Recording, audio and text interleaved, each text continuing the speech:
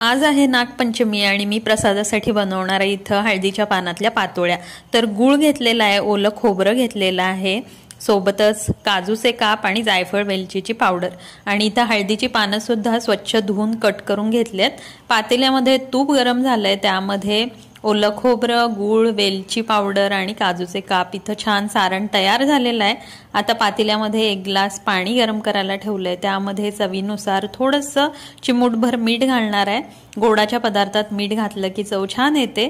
तूप घातलं 1 चमचा आणि इथं तांदळाचं पीठ जे आहे ते घातलेलं आहे आणि इथं उखड काढून घेतलेली आहे। तर आता एक 15 मिनिटांनी ही उखड मी या ठिकाणी परातीत छान मळून घेतलेली आहे आणि या हळदीच्या पानावरती आता तूप लावून आपण याच्यावरती हे जे पीठ आहे ते हाताच्या मदतीने पसरून घ्यायचं आणि त्याच्यामध्ये हे सारण भरायचं जे आपण गुळाचं खोबऱ्याचं बनवलंय ते। आणि ह्या सगळ्या पातोळ्या आपण वाफवून घ्यायच्या आहेत साधारण 10 मिनिटं। पाणी मी उकळवायला ठेवलंय, त्याच्यामध्ये चाळण ठेवलेली आहे आणि आता या पातोळ्या ज्या आहेत त्या एक 10 मिनिटासाठी इथं मी वाफवून घेणार आहे। तर जेव्हा हा घाणा आपण वाफवायला ठेवतो त्यावेळी हळदीचा सुवास अगदी घरभर पसरतो आणि अगदी छान टेस्ट येते या हळदीच्या पानाची। या पातोळ्यांना नक्की ट्राय करा।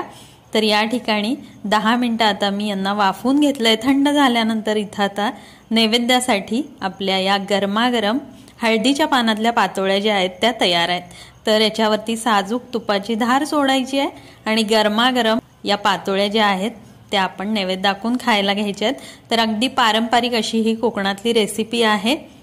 तर अगदी खूप सोपी आहे। हळदीच्या पानाची चव जी आहे ती अगदी अप्रतिम लागते। तर या ठिकाणी मी आता माझ्या नागदेवतांना नैवेद्यासाठी इथं या पातोळ्या ठेवलेल्या आहेत। व्हिडिओ आवडला असेल तर जरूर लाईक करा। धन्यवाद।